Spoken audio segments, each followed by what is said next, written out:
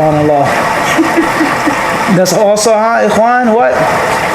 That's also, another chapter of La. The etiquettes of what? He says coming as close. That's another chapter. There's hikmah in these chapters, Ikhwan. Khair, inshallah. Moving on. Ibn Umar narrated the Messenger of Allah ﷺ once passed by a man from the Ansar, and he was telling his brother about shyness. Don't be shy, you're too shy, you're too bashful, so on and so forth. Ya'idhu akhahu. The Messenger of Allah ﷺ, he said, Da'hu. Leave him be. Utruku, Khalid. Why? فَإِنَّ الْحَيَاءَ مِنَ الْإِيمَانِ. Because shyness is from Iman. What benefits do we get from this hadith?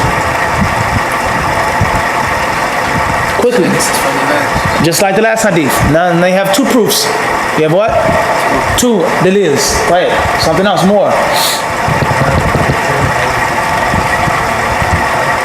F1? Fadl Imran? I didn't hear you. Not from this hadith. That is the concept, but that's not directly from this hadith. What do we get from this hadith directly? You can advise your brother or Min as-sunnah maw'idat is advising and admonishing your brother. That's from the sunnah. Because the Prophet didn't say don't admonish him. He told him specific thing. There's nothing wrong with you admonishing your brother, but don't admonish him about because shyness is good. From the sunnah is to do what? And some Muslims, they think that you can't never admonish a Muslim. That's another field of extremism on the other side. You can't say nothing. Why are you always making things difficult, Yaqi? The Muslims, just leave the Muslims be. La. That's not the sunnah of the Nabi Sallallahu Alaihi Wasallam. He was kind and gentle, he's merciful, and he also became angry when something that was wrong, that was done in his presence. Alayhi salatu wasalam. So there's a what? Always. There's always a what? A balance. Khair, inshallah. Next benefit is what?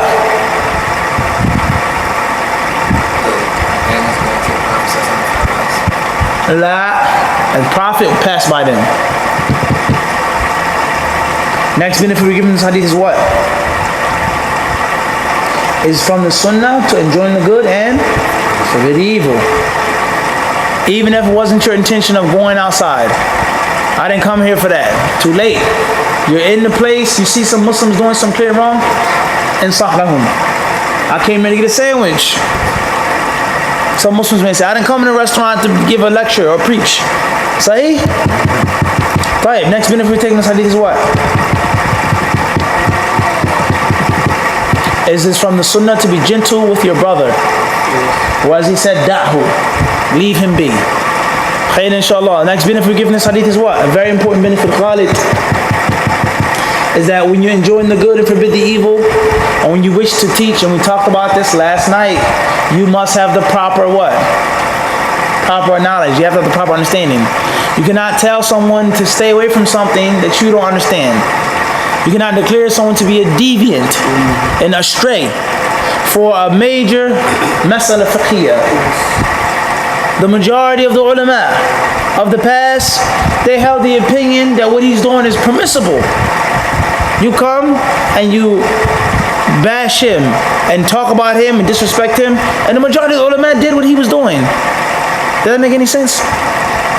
So this is something that we spoke about last night. How this is harmful and dangerous, and it's caused so many Muslims to be far from the sunnah. They don't even want to hear anything, and this comes from immaturity. This comes from lack of knowledge, lack of in-depth knowledge. I go overseas for a year, for 6 months, or even 5 years. I didn't study properly. I wasn't trained properly. I come back, I know a few things, this, that, haram, bidah, khalas. Confusion, chaos. And we're still living to this day. From some people, we won't mention their names, they went overseas. We say, inshallah, they had a good intention. They wanted good. And they came back, and they did what they could do with the knowledge that they had and the limited time that they had overseas. They spread some good, what alhamdulillah they did. We cannot oppress them. They spread much good, but they also spread much corruption. And they spread much confusion. They spread it much confusion. 10 years, 2015, 2005, we go back to 90s, 96, 95. There's no doubt about that. Making inkar of things, that's not munkar. Forcing people to take views and opinions in which there's clear khilaf among the ulama. And not just only khilaf, but we said what? Majority of the ulama had the opposite of view. Such as going down on your knees in the salat first. You can't do that, it's bid'ah. The sunnah is to go down on your hands. Why? لماذا? Anybody who goes down on his knees first is not a person of sunnah. We say this. He's not upon the sunnah. He's not Salafi if he goes down on his knees first. لماذا? Because the hadith says, put your hands first. هل صح هذا الحديث? Is that hadith authentic? Al-Muhim, that's the first question. Next question is, did the Salaf al-Salih, how did they pray? Can you bring me one of the pious predecessors from the Sahaba that put his hands first? Imam Ahmed, the one that you quote, and quote, and quote, and quote. How did Imam Ahmed pray?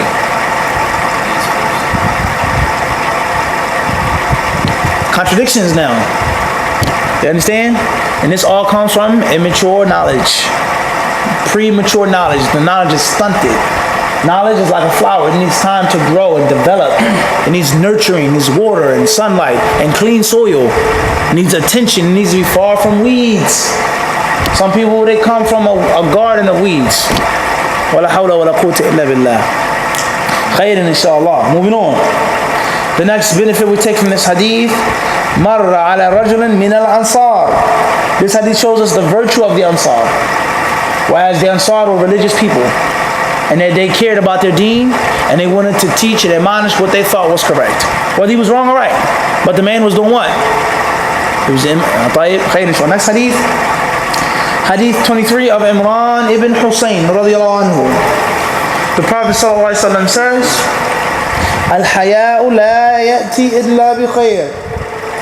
Shyness only brings good. Allahu Akbar. There's nothing bad that comes from shyness.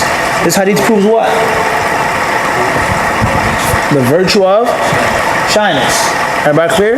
The virtue of what? Shyness. Time for the adhan. Follow, bismillah. Who's the muadhin tonight?